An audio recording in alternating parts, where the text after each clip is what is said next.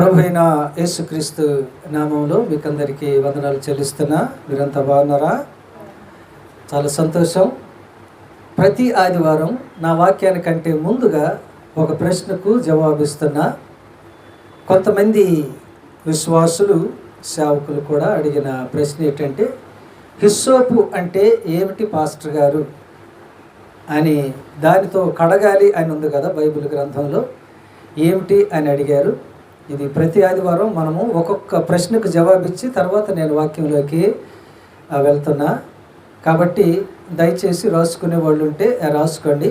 మీకు కీర్తనలోను కానీ మీరు పాత నిబంధన గ్రంథంలోను కానీ కూడా చూస్తూ వస్తే ఈ హిస్సోపుకి చాలా ప్రాధాన్యత ఇవ్వబడింది. మరి ఆదివారం ప్రాధాన్యత గురించి చెబుదాం అనుకున్నా, ఈలోపే ఇంకొంతమంది ప్రశ్నలు అడుగుతున్నారు. అది పాపం వెనక్కి వెళ్తుంది. ముందు అడిగిన వాళ్ళు పాపం కోపడొద్దు, దయచేసి మిమ్మల్ని రిక్వెస్ట్ చేస్తాను. తప్పకుండా ఆదివారం ప్రాధాన్యత గురించి చెబుతాను, కానీ కొద్దిగా అర్జెంటుగా చెప్పమని కొంతమంది బిడ్డలు అన్నారు. అందుకని ఈ హిస్సోపు గురించి ఈరోజు నేర్చుకుందాం. ఎక్కువ సమయం కాదు, నేను మీకు కొన్ని క్లూజ్ ఇస్తాను. వాటిని మీరు మళ్ళీ ఇంటికి వెళ్ళి మీరు జాగ్రత్త చదువుకుంటే మీకు అవగాహన వస్తుంది. ఎందుకంటే ఎక్కువ వివరణ అంటే మళ్ళీ వీలవదు. హిస్సోపు అనేది ఏంటంటే ఆ స్మాల్ బుషీ ప్లాంట్, అంటే గుబురుగా ఉన్న ఒక చిన్న మొక్క. సుమారు 27 ఇంచెస్ అంటే తెలుగులో ఏమంటారండి, అంగుళాలు. సుమారు 27 అంగుళాలు ఉండే ఒక చిన్న మొక్క, గుబురుగా ఉంటుంది. తెల్లటి పూలు చక్కగా పూస్తుంది. అర్థమైందండి?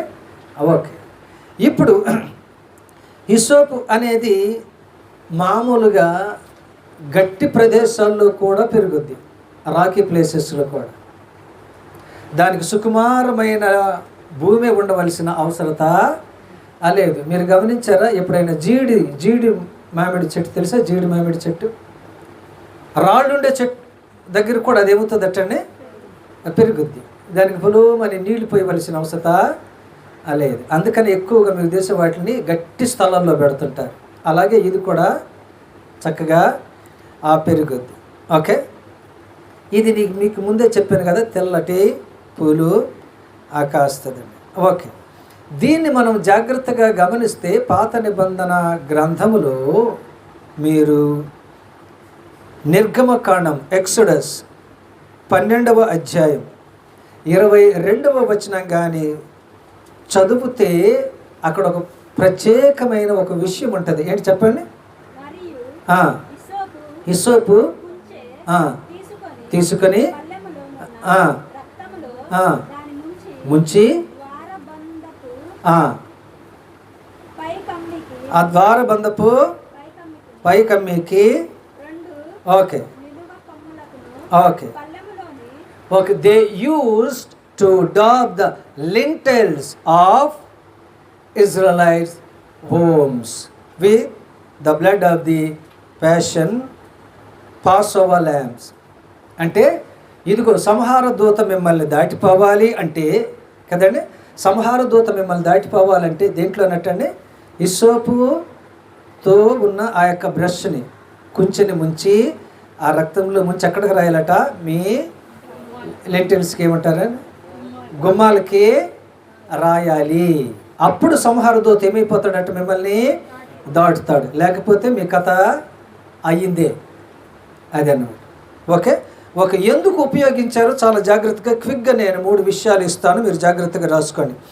నెంబర్ 1, క్లెన్సింగ్ ఆఫ్ లెపర్స్, అంటే కుష్టు వ్యాధి కలిగిన వాళ్ళని శుభ్రము చేయటానికి దీన్ని వాడేవాళ్ళు. మీరు రాసుకోండి క్విక్గా. లేవికాండము 14వ అధ్యాయము. ఓకే, లేవికాండము అంటే లివైట్స్ చాప్టర్ 14, లెవిటికస్.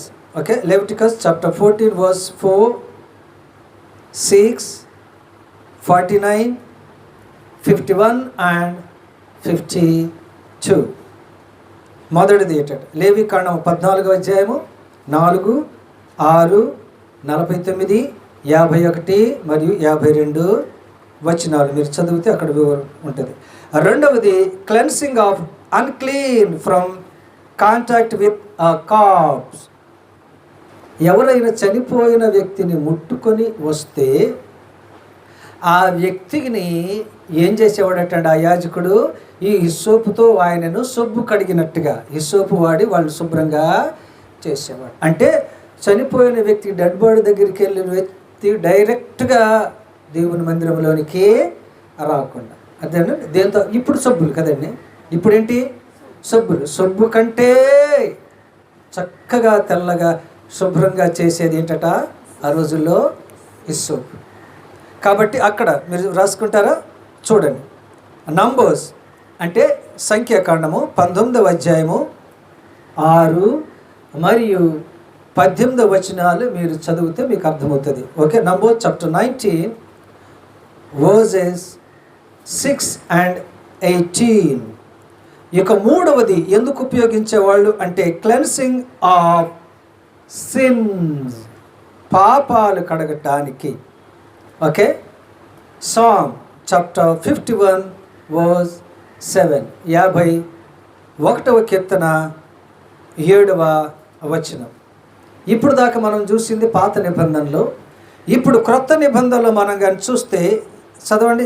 ఏమనుందంటే మీకు రిఫరెన్స్ ఇచ్చేస్తాను, మీరు చదువుకోండి. యేసుక్రీస్తుని సిలువ వేసినప్పుడు, ప్రభు అయిన యేసుక్రీస్తుని సిలువ వేసినప్పుడు, యోహాను సువార్త 19వ అధ్యాయము 29వ వచనం, సెయింట్ జాన్ చాప్టర్ 19 verse 29.